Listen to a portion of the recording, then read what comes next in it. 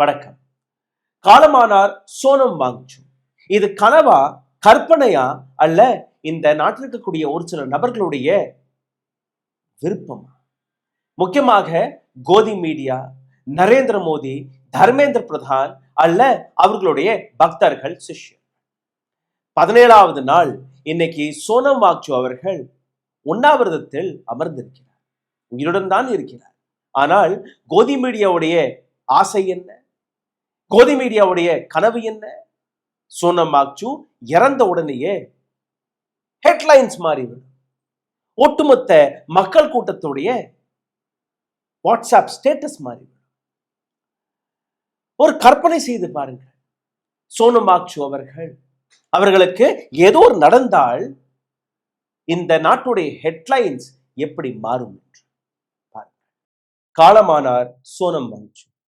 16 நாட்களாக டெல்லியின் ஜந்தர் மந்தரில் உண்ணாவிரத போராட்டத்தில் அமர்ந்த சோனம் வாங்சூக்கின் உயிர் பிரிந்துவிட்டது. வாழ்த்துக்கள். அவருடைய கடைசி படத்தை பாருங்கள். வாய் திறந்தபடியே ஆவி பிரிந்த அந்த காட்சி.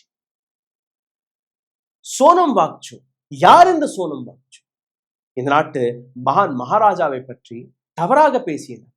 ஒரு தேச துரோகி, ஒரு தீவிரவாதி, டுக்ரே டுக்ரே கேங்கின் தலைவர், ஒரு கூத்துப்பற்றையில் வேலை பார்க்கக்கூடிய ஒரு கோமாளி.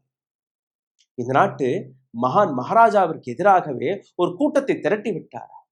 இந்த நாட்டு இளைஞர்களை தூண்டிவிட்டு தனக்கான அரசியல் லாபத்தை பார்க்கக்கூடிய இந்த நபர் மறைந்து விட்டார்.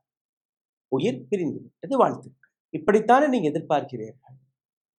இது போன்ற செய்தியை தானே நீங்க எதிர்பார்க்கிறீர்கள்? இது ஒரு கற்பனை மட்டும்தான். இந்த நாட்டு மக்கள் இன்னும் விழித்துக் கொள்ளவில்லை. தப்பித்தவறி இது போன்ற போராட்டங்களை இதே போன்று நசுக்கி கொண்டு வந்தீர்கள்னா, இது போன்று சப்போர்ட் கொடுக்காமல் இருந்தீர்கள்னா, நான் பார்த்த அந்த கற்பனை உண்மையாக மாற நேரம் இல்லை. அதற்காக தான் அரசாங்கம் 16 நாட்களாக 59 வயதான இந்த நபர், ஒரு டீச்சர், ஒரு சயின்டிஸ்ட், ஒரு என்ஜினியர், உலகமே பாராட்டக்கூடிய ஒரு மகான், மேக்சேசே அவார்டி, பத்மஸ்ரீ அவார்டி, உலகத்தின் எத்தனையோ நாடுகள் இவருக்கு பாராட்டுக்களை தெரிவித்து வருகிறார். இந்த நாட்டு இராணுவம் லத்தாக்கில் இன்னைக்கு உயிர் வாழ்ந்து கொண்டிருக்கிறது என்றால் அதற்கான காரணம் இவர். ஆனால் இந்த நபர் வெளிநாட்டிலிருந்து பணத்தை வாங்கி இந்த நாட்டு மகான் மகாராஜாவுக்கு எதிராகவே ஒரு கூட்டத்தை திரட்டி விட்டார். அதனால் இந்த நபர் சாகட்டும். இந்த வீடியோவில் இன்னும் ஆழமாக உங்களுக்கு கூட்டிச் செல்வதற்கு முன்பு ஒரு கதையை உங்களுக்கு முன்பு எடுத்து வைக்கிறேன். ஒரு ஊர்ல ஒரு ராஜா இருந்தார், மகான் மகாராஜா. அந்த ராஜாவின் அரண்மனையில் உலகம் முழுவதும் இருந்து பெரிய பெரிய ராஜாக்கள் வருவார்களாம், பெரிய பெரிய நபர்கள் வருவார்கள். அதை தாண்டி அந்த அரண்மனையிலேயே பணத்தை கொடுத்து ஒரு சில நரி கூட்டத்தையும் இந்த ராஜா சேர்த்து வைத்திருந்தார்.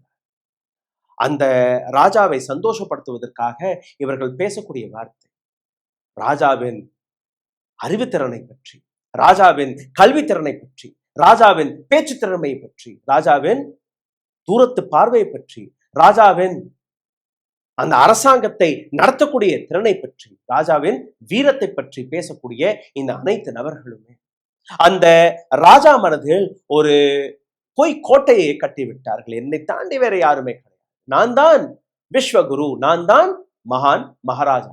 ஆச்சரியப்படக்கூடிய விஷயம், மீண்டும் ஒரு முறை அதே போன்ற ஒரு ராஜா இந்த நாட்டிலும் பிறந்திருக்கிறார்.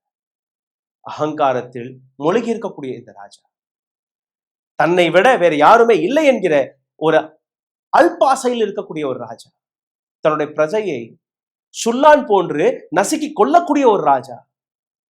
இது போன்ற போராட்டங்கள் நடந்தால் எனக்கு என்ன?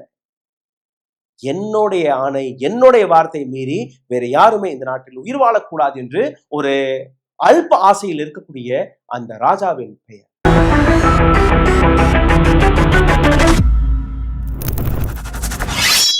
சோனம் வாங்சூக் அவர்கள் நலமாக இருக்கிறார். ஆனால் அவருடைய உடல்நிலை மிக மோசமாக இருக்கிறது.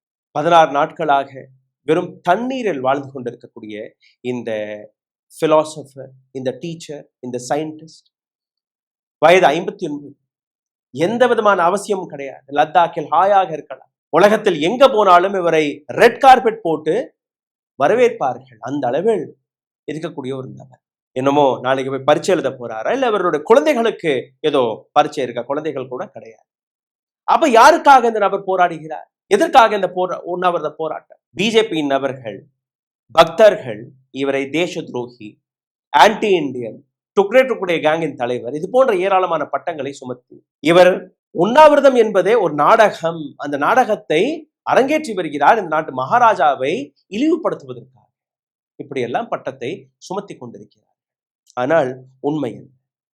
22 லட்சம் மாணவர்கள் பாதிக்கப்பட்டிருக்கிறார்கள். 93க்கும் மேற்பட்ட பேப்பர் லீக் நடந்திருக்கிறது.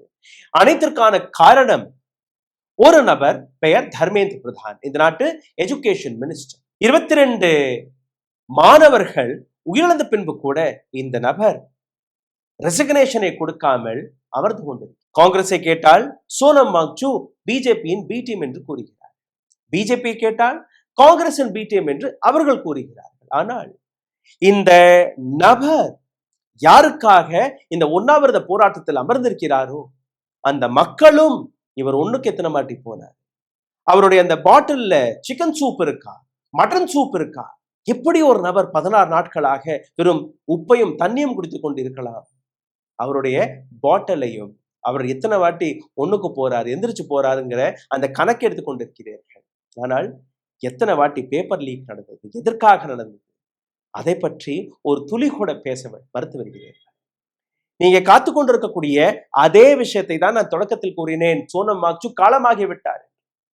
ஏன் உங்களுடைய வாட்ஸ்அப் ஸ்டேட்டஸ்ல நீங்க ஸ்டேட்டஸ் வைக்கலாமா இல்லையா? Sonam Wangchu RIP. Facebook, Instagram அதனால நீங்க ரீல்ஸ் போடுவீங்க. அப்ப அப்படியே தன்னுடைய கோபத்தை, ஆக்ரோஷத்தை எடுத்து காட்டுவீங்க. இப்படித்தானே விவசாயிகளுடைய போராட்டத்திலும் நீங்க காட்டினீர்கள். 700க்கும் மேற்பட்ட விவசாயிகள் உயிரிழந்தார்கள். இன்னைக்கு அதே விவசாயிகளை மீண்டும் போராடுவதற்கு கூட அனுமதி கொடுக்காத ஒரு அரசாங்கத்தை தான் நீங்க பார்க்கிறேன். 22 லட்சம் மாணவர்கள் பாதிக்கப்பட்டிருக்கிறார்கள் இந்த பேப்பர் லீக்ஸ்களை வைத்து.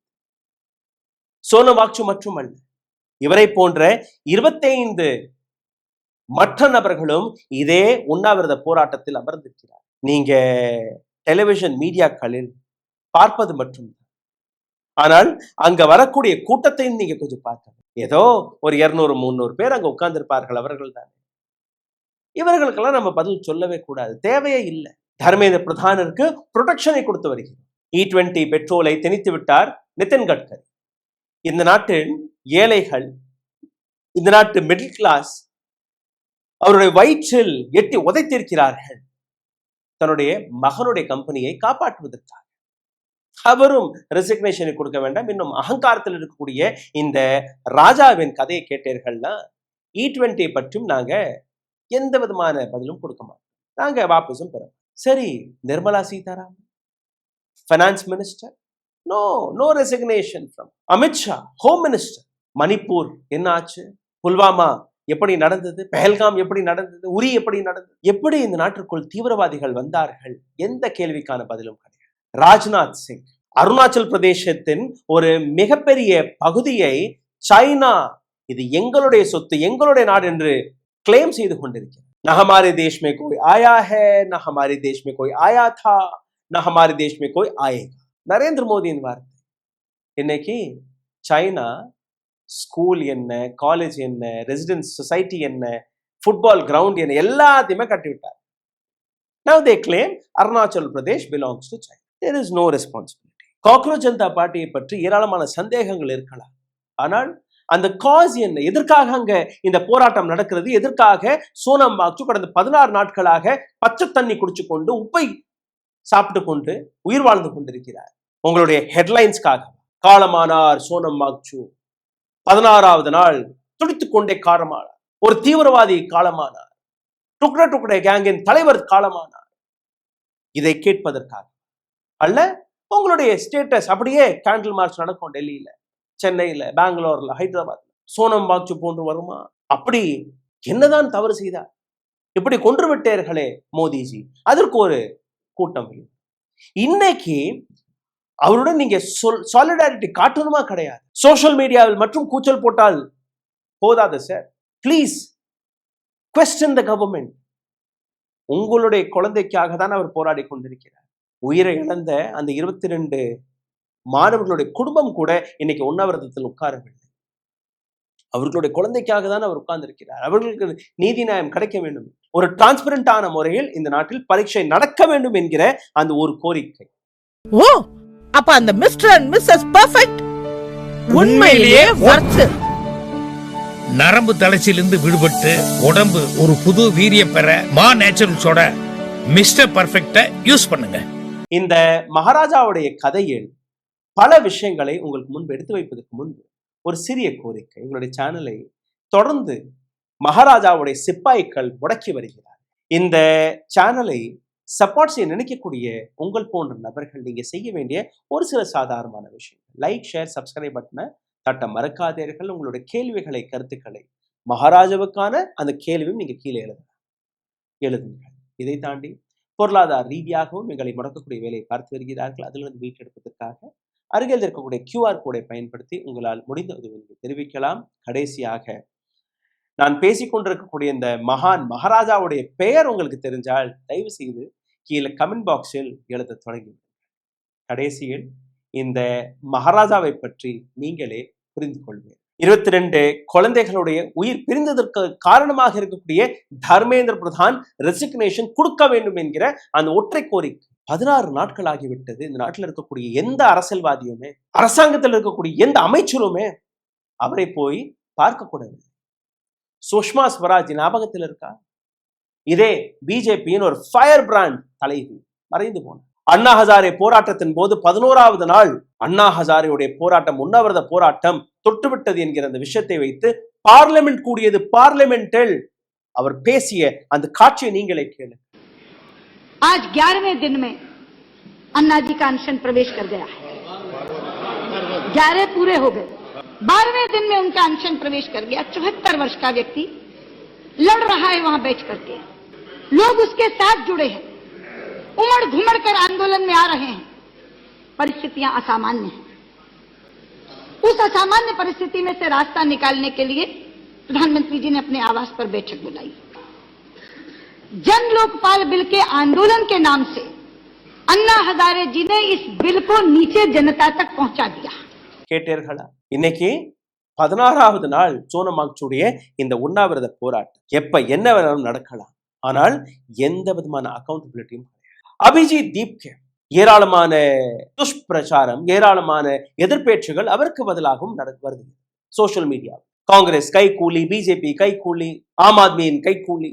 அமெரிக்காவில் நல்ல ஹாயா இருந்த ஒரு நபர், நல்ல பணமெல்லாம் பார்த்து கொண்டிருந்த ஒரு நபர், இன்னைக்கு மழையினும் பார்க்காம, பனியினும் பார்க்காம, வெயிலினும் பார்க்காம ஒரு வீடியோ பார்த்தேன்.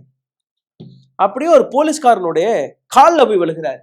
அப்படியே நெத்திய போய் அந்த போலீஸ்காரனுடைய பூட் ஷூல போய் வைக்கிறார். ஏன்?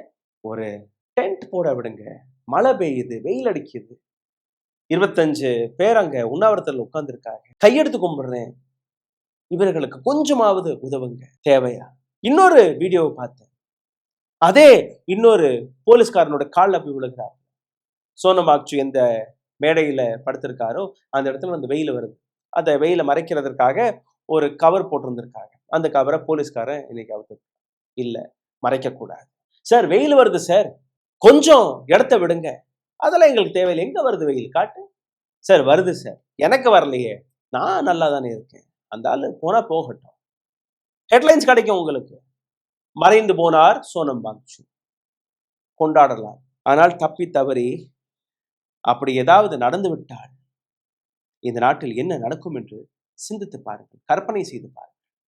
எந்த அகங்காரத்தில் ராஜா இந்த நாட்டை நடத்தி வருகிறாரோ அந்த ராஜாவுடன் என்ன நடக்கும் என்று அதுவும் கொஞ்சம் சிந்தித்து. Saurabh Das, spokesperson of CJP, நல்ல குடும்பத்திலிருந்து வரக்கூடிய நபர், எந்த பிரச்சனையும் இல்லை. இந்த இளைஞரும் இதே போராட்டத்தில் இந்த நாட்டு மாணவர்களுக்காக போராடி, அவருடைய பேக்ரவுண்ட் என்ன அதெல்லாம் விட்டுருங்க. நீங்க காஸ் என்ன? நீங்க பிஜேபி சார்ந்த நபரோ, காங்கிரஸை சார்ந்த நபரோ, தன்னுடைய அரசியல் லாபத்திற்காக இந்த நாடகத்தை அரங்கேற்றி, அதெல்லாம் பிரச்சனை இல்லை. காஸ் என்ன? 22 மாணவர்கள் உயிரிழந்திருக்கிறார்கள். இந்த நாட்டில் ஒரு டிரான்ஸ்பரண்ட் முறையில் பரீட்சை நடப்பதல்ல, 93க்கும் மேற்பட்ட பேப்பர் லீக் நடந்திருக்கிறது. 22 லட்சம் மாணவர்கள் பாதிக்கப்பட்டிருக்கிறார்கள்.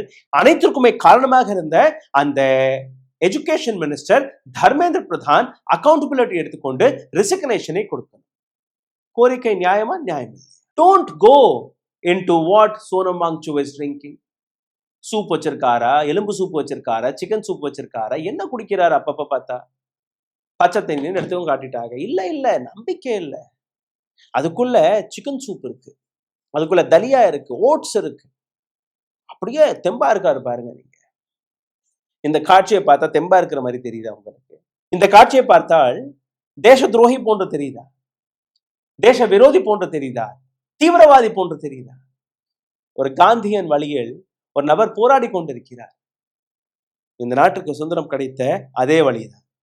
விஜேதா தஹியா, அசுதோஷ் ராங்கா, ஆஃப்ரீன் நவாஸ், தீபக் பலியா, ரத்னா சிங், விஷ்ணுகிரி கௌர், எல்லாருமே ஸ்போக் பர்சன், எல்லாருமே வெவ்வேறு துறையிலிருந்து வரக்கூடிய நபர். தானிஷ் என்கிற ஒரு நபர் சீரியஸா மருத்துவமனையில் கிடக்கிறார். 3க்கும் மேற்பட்ட இதே போன்ற இளைஞர்கள் மருத்துவமனையில் அனுமதிக்கப்பட்டிருக்கிறார்கள். அப்படியே குடல் ஒட்டி கொண்டிருச்சா, சாப்பிடலையா. அந்த குடலை பிரிச்சு அந்த குடலை சரி பார்ப்பதற்காக மருத்துவமனையில் இருக்கிறார். யாருக்காக?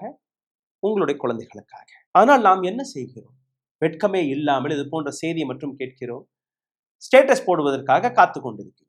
யாருமே எங்கேயுமே போராட்டத்திற்கு தயாராக, யாருமே அந்த போராட்டத்திற்கு போறதும் கிடையாது. யோகேந்திர யாதவ், பிரசாந்த் பூஷன், அஞ்சலி பாரத்வாஜ், நிக்கில் டே, மனோ தங்கராஜ், இது போன்ற நபர்கள் இந்த போராட்டத்திற்கு தன்னுடைய சப்போர்ட்டை தெரிவித்து வந்துவிட்டார்கள்.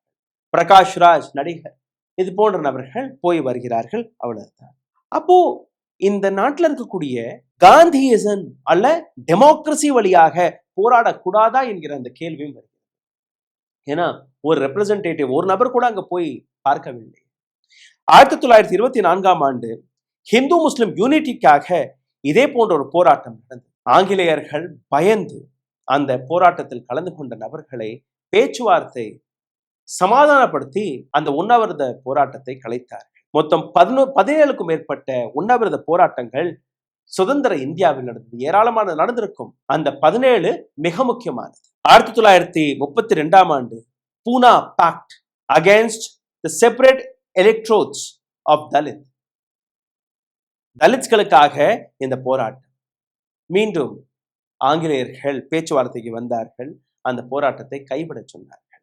1943ஆம் ஆண்டு குவிட் இந்தியா போராட்டம், வெள்ளையரே வெளியே போய் என்கிற போராட்டம். அப்பவும் வெள்ளையர்கள் பயந்தார்கள்.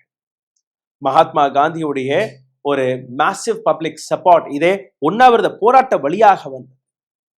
வேர்ல்ட் வார் 2 ஆக இருக்கட்டும், அல்ல எந்த போராட்டமாக இருக்கட்டும், எந்த போராக இருக்கட்டும், அனைத்திலுமே இந்த உண்ணாவிரத போராட்டத்தை தாண்டி வேற எந்த விதத்திலுமே நீங்க சாதிக்க முடியும்.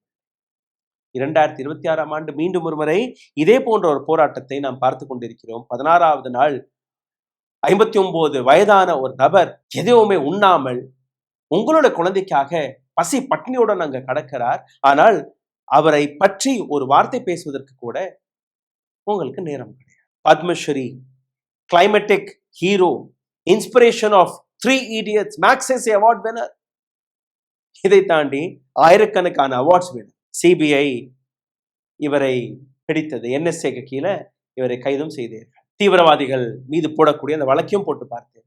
மறுபடியும் இந்த நபர் ஃபர்ஸ்ட் லத்தாக்ல உட்கார்ந்து இருந்தாரு உண்ணாவிரதத்துல, இப்ப டெல்லிக்கு வந்து உட்கார்ந்துருக்காரு. அரசாங்கம் என்ன கூறுகிறது? அரசாங்கம் நாங்க எதற்கு சார் நாங்க ரெசிக்னேஷனை கொடுக்கணும்? எதற்கு தர்மேந்திர பிரதான் ரெசிக்னேஷன்? நாங்க தான் இந்த நீட் பரீட்சை மறுபடி ரீகண்டக்ட் செய்து விட்டோமே, அந்த பரீட்சையெல்லாம் நடந்துருச்சு, அப்போ எப்படி எதற்கு நாங்க கொடுக்கணும்? நாங்கெல்லாம் கொடுக்க முடியாது. நீங்க செத்தா செத்துட்டு போங்க, எங்களுக்கு பிரச்சனை. மகாத்மா காந்தியுடைய ஒரு பவர்ஃபுல் ஆயுதம் இந்த உண்ணாவிரதம்.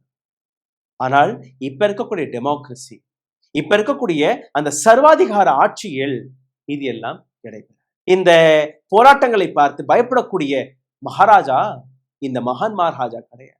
700 பேரை முழுங்கிவிட்டு கூட அப்படியே கம்பீரமாக நிற்கக்கூடிய மகாராஜாவை பற்றி நீங்க பேசுகிறீர்கள். ஒரு சோனம் வாங்சு தானே. இது போன்று 1000 சோனம் வாங்சு இறந்தால் கூட எங்களை அசைக்க முடியாது. கையில் இவிஎம் மிஷின் இருக்கு, கையில் எலெக்ஷன் கமிஷன் ஆஃப் இந்தியா இருக்கு, கையில் சுப்ரீம் கோர்ட் ஆஃப் இந்தியா இருக்கு, கையில் இந்த நாட்டில் இருக்கக்கூடிய அனைத்து இன்ஸ்டிடியூஷன்களுமே இருக்கு, கையில் இந்த நாட்டு கார்ப்பரேட் இருக்கிறார்கள். ஏன்னா இந்த கூட்டம் ஒரு நபரை மகான் மகான் மகான் என்று புகழ்ந்து கொண்டிருக்கிறார்கள். அது மட்டும்தான் அந்த ராஜாவிற்கு பிடித்த ஒரு விஷயம். சிந்தித்து பாருங்கள். அந்த ராஜாவுடைய பெயர் உங்களுக்கு தெரிஞ்சால் தயவு செய்து கீழே கமெண்ட் பாக்ஸில் எழுதுங்கள். மற்ற நபர்களும் அந்த ராஜாவை பற்றி தெரிஞ்சு கொள்ள. நன்றி, வணக்கம். ஓ, அப்ப அந்த மிஸ்டர் அண்ட் மிஸ்ஸஸ் பெர்ஃபெக்ட் உண்மையிலேயே வர்த்து. நரம்பு தளர்ச்சியிலிருந்து விடுபட்டு உடம்பு ஒரு புது வீரியம் பெற மா நேச்சுரல்ஸோட மிஸ்டர் பர்ஃபெக்ட யூஸ் பண்ணுங்க. ஊடகம் கார்ப்பரேட் அரசியல்வாதிகளின் கைப்பாவையாக அடிமைகளாக இருந்தது போதும். இனி சாட்டை எடுத்து சுழற்றும் நேரம் வந்துவிட்டது. ஊடகம் பொதுமக்களாகிய உங்களுக்காக உங்களாலேயே இயக்கப்பட வேண்டும். ஊடக சுதந்திரத்திற்காக உங்களின் பங்களிப்பை இன்றே அளித்திடுங்கள்.